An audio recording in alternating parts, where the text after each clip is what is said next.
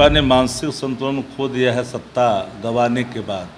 पूंजीपतियों के अधीन जाता हुआ देश का साम्राज्य भाजपा बुढ़ाई हुई है, पूरी बौखलाई हुई है। तो ये सरकार विश्वास पर बनी है और विश्वास की बुनियाद पर बनी हुई चीज़ें टूटती नहीं हैं। कि दूसरों के अगर तकसरा कीजिए तो आईना सामने रख लिया कीजिए। नमस्कार, आप देख रहे हैं लाइव सीरीज और आपके साथ मैं हूं वसीम। बिहार में महागठबंधन की सरकार चल रही है और ऐसे में विपक्ष लगातार निशाना साधते दिखाई दे रहा है और अब तो बीजेपी की तरफ से यह भी बयान निकलकर सामने आने लगा है कि महागठबंधन की सरकार जो बिहार में चल रही है उसकी वैलिडिटी बहुत कम है। देखिए, हमारे साथ बातचीत करने के लिए शक्ति सिंह यादव जी हैं, इनसे बातचीत करेंगे। राजद की कद्दावर नेता हैं। सर, अब तो बीजेपी कहने लगी कि जो महागठबंधन की सरकार बिहार में चल रही है उसकी वैलिडिटी बहुत कम है। भाजपा ने मानसिक संतुलन खो दिया है सत्ता गंवाने के बाद। हस्तक्षेप का दायरा अगर गठबंधन धर्मों के विरुद्ध है, भाजपा को तो हाथ मलना ही पड़ेगा। अब वो जो विधवा विलाप कर रही है कि 6 महीने की है, ये विश्वास के बुनियाद पर टिकी हुई सरकार है जो जनाकांक्षाओं की पूर्ति के लिए है। ये महागठबंधन की सरकार देश की बहुराई सत्ता को नकेल कसेगी। जहाँ संविधान पूरी तरह से कराह रही है, अधिनायकवाद थोपे जा रहे हैं, भय का माहौल देश के अंदर में है, तो कॉन्स्टिट्यूशनल क्राइसिस को भी रोकना है, अधिनायकवाद को भी समाप्त करना है, भय मुक्त देश हो, पूंजीपतियों के अधीन जाता हुआ देश का साम्राज्य उसको भी नकेल कसना है। तो भाजपा को तो बुढ़ाना स्वाभाविक है ना। भाजपा बुढ़ाई हुई है, पूरी बौखलाई हुई है। तो ये सरकार विश्वास पर बनी है और विश्वास की बुनियाद पर बनी हुई चीज़ें टूटती नहीं है। भाजपा के साथ टॉप अप सिस्टम का कॉन्टेक्ट था, वो गया, क्योंकि वो जिन बातों को लेकर के लगातार दम भरती थी कि डबल इंजन की सरकार है तो डबल पैसा भी तो मिलना चाहिए था। बिहार को मिला कुछ नहीं। लाखों करोड़ रुपये अभी भी शिक्षक के जो पैसे हैं वेतन को बकाया हैं भारत सरकार के पास। विशेष पैकेज नहीं, विशेष दर्जा नहीं, सहायता नहीं।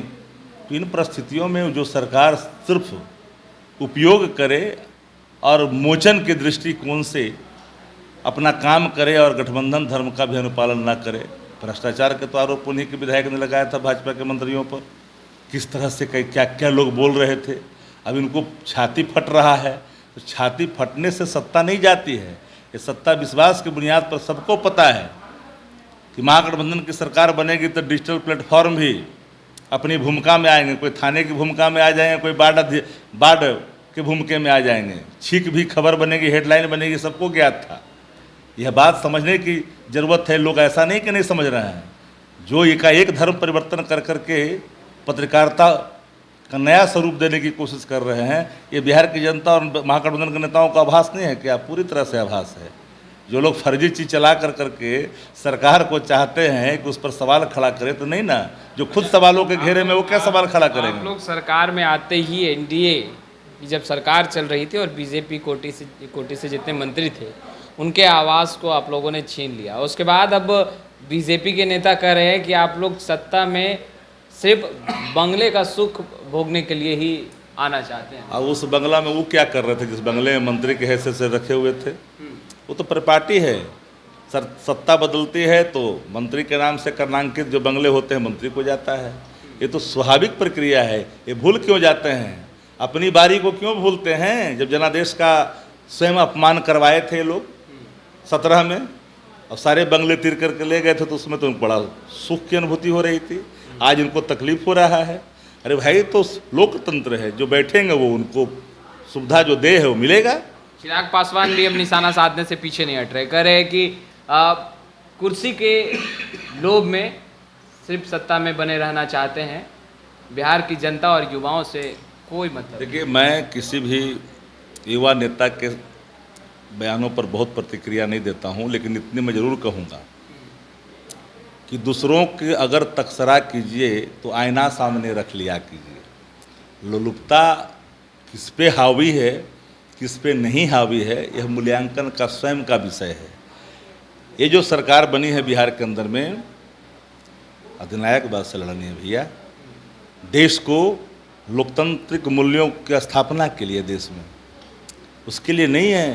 ये मलाई वाली सत्ता नहीं है। रोजगार कैसे मिले युवा को, नौकरी कैसे मिले युवा को, किसानों को राहत कैसे मिले, सस्ती दवा कैसे हो उपलब्ध, शिक्षा में गुणवत्तापूर्ण सुधार कैसे हो, इन सवालों को लेकर के प्रतिबद्ध है सरकार। तो इनका तो छाती फटेगा ही ना। भाजपा के लोग बोलें या कोई लोग भी बोले, एक बात आप जान लीजिए, उनके पास अब विषय क्या रह गया है। रोजगार की जब घोषणा हुई, नौकरी की घोषणा हुई गांधी मैदान में, तेजस्वी जी के अटल निश्चय और नेतृत्व जी का विकासवादी नेतृत्व, आखिरकार रोजगार की घोषणा तो कर दिया। पहला रोजगार सुशील कुमार मोदी जी को मिला। जो व्यक्ति क्वारंटीन हो 20 महीना से, जो अपनी प्रासंगिकता ढूंढने के लिए निरंतर प्रयास करता रहा हो, उस व्यक्ति को अगर रोजगार मिल गया तो उनके लिए सफलता की बात है ना। धन्यवाद देना चाहिए ना महागठबंधन की सरकार को। चलिए, रोजगार का जो वादा तेजस्वी यादव ने किया था, अब उसको लेकर डिप्टी सीएम बनते ही एक्टिव हो चुके हैं। युवाओं को कैसे रोजगार मिले, इसके लिए लगातार पहल कर रहे हैं। खैर, लाइव सिटीज़ के साथ बने रहे। आपका बहुत बहुत शुक्रिया।